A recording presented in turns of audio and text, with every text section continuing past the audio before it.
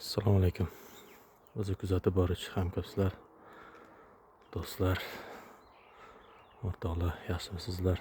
Mana Xudo xolasa hovuzimizda ishlar ham asta-sekinlik bilan ildamlayapti. Xudo xolasa ko'rishlaringiz mumkin.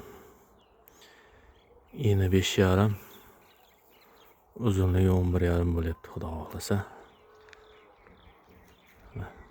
shu tasvirda ko'rib turgan chuvalchanlarimizga Xudo xolasa sharoit qilyapmiz.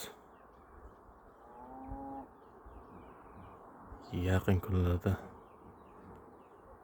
tizimlashtiramiz, Xudo xohlasa.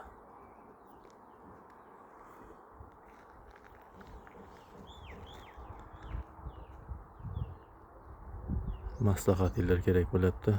Hurmatli hamkasblar, hamyurtlar. Buni atrofini nima qilsak bo'ladi? Hovuz atrofini betonlash kerakmi yo fermerlar dalaga qiladigan qora salafandan moshina qilib bosib yuborish kerakmi? Qaysi tomoni arzonroq variantga bitadi? Bilganlar aytib o'tinglar, lichiga yozinglar. Xudo xolasa ishlarimiz ko'rinyapti. Xudo xolasa.